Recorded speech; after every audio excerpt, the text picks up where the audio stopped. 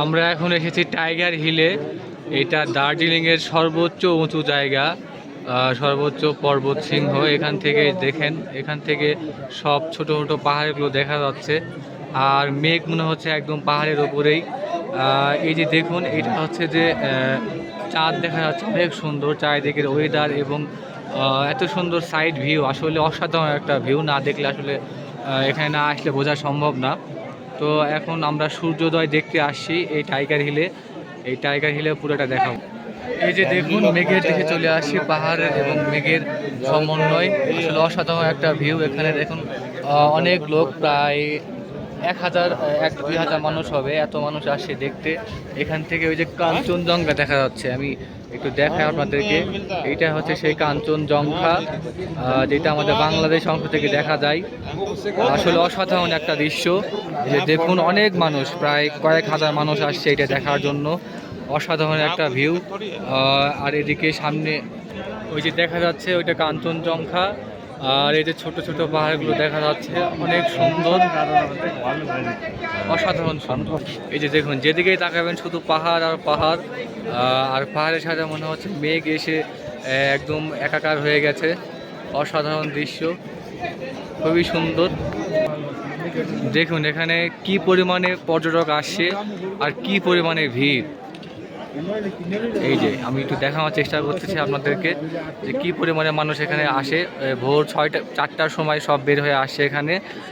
প্রায় 1 ঘন্টা ওয়েট করার পর অবশেষে আমরা এখন যে সানরাইজটা দেখব। সানরাইজ দেখার জন্য একটু ওয়েট করতে হবে আমাদেরকে। কি সুন্দর লাগছে দেখুন, পাহাড়ি গাছপালা, ওই যে একটা পাহাড়, চারিদিকে শুধু পাহাড় আর পাহাড়, পাহাড়ের সমারোহ এখানে। আর এতই ঠান্ডা এখানে, প্রায় 11 ডিগ্রি সেলসিয়াস চলতেছে এখন, অনেক ঠান্ডা। এখানে আসার জন্য অনেক ঠান্ডার প্রোটেকশান নেওয়া উচিত। অনেক অনেক ঠান্ডা এখানে, প্রচুর পরিমাণে ঠান্ডা। অসম্ভব সুন্দর একটি দৃশ্য দেখুন, শুধু পাহাড়, চারিদিকে পাহাড়, ছোট ছোট পাহাড় আর পাহাড়। আসলে ইন্ডিয়াতে আসলে আমি সবাইকে বলবো যে একবার হলেও আপনাদের এই দার্জিলিং ভিজিট করা উচিত। আসলে খুব সুন্দর একটা জায়গা, ঘোরার মতো একটা জায়গা। আসলে প্রকৃতি যে কত সুন্দর হইতে পারে, এখানে না আসলে আসলে বোঝানো সম্ভব না। প্রকৃতির অপরূপ সৌন্দর্য এই টাইগার হিল এসে ধরা দিয়েছে। টাইগার হিলে এত সুন্দর প্রকৃতি যে হইতে পারে, আসলে না দেখলে বোঝা সম্ভব না যে প্রকৃতি কত সুন্দর হতে পারে। দেখুন, ওয়াও।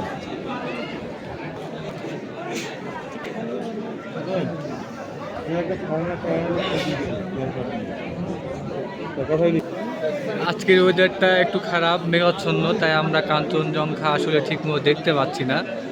যেদিন ওয়েদার ভালো থাকবে সেদিন এখানে খুব সুন্দরভাবে এই কাঞ্চনজঙ্ঘা আপনারা উপভোগ করতে পারবেন, দেখতে পাবেন সুন্দর করে। এই যে সূর্যোদয় শুরু হয়ে গেছে, এখন আমরা এই যে সূর্যোদয়ের অপরূপ সৌন্দর্য উপভোগ করব। এই যে দেখুন, সূর্যোদয়ের সাথে সাথে সবাই চিল্লাপাল্লা শুরু করে দিয়েছে দেখার জন্য এই সৌন্দর্য। দেখুন, সবার এখন সবার এখন নজর এই যে সূর্য উদয় হবে সেদিকে। কি অপরূপ সুন্দর দৃশ্য, একদিকে সূর্য উঠছে, একদিকে চাঁদ ডুবছে। আসলে এখানে আসলে আপনি চাঁদ ডোবা এবং সূর্যাস্ত ওঠা, আপনি সূর্যাস্ত দুটোই দেখতে পাবেন একসাথে। এইটা হচ্ছে এখানকার স্পেশাল একটা বিষয়। এই যে সূর্যাস্তের পাশাপাশি এদিকে কাঞ্চনজঙ্ঘা খুব ক্লিয়ারভাবে দেখা যাচ্ছে।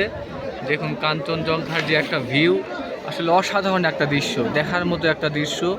আসলে আমি বলে বোঝানো সম্ভব নয় যে কত সুন্দর একটা দৃশ্য।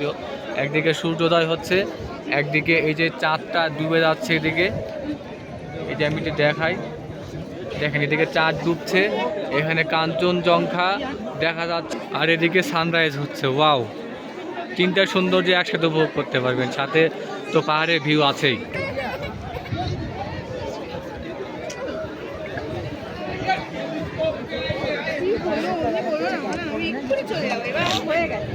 দেখুন, ওয়াও, কাঞ্চনজঙ্ঘার যা ভিউটা লাগছে না, সেই সুন্দর। চারিদিকে শুধু মেঘ আর মেঘ, পাহাড়, এদিকে আবার সূর্য উদয় হচ্ছে।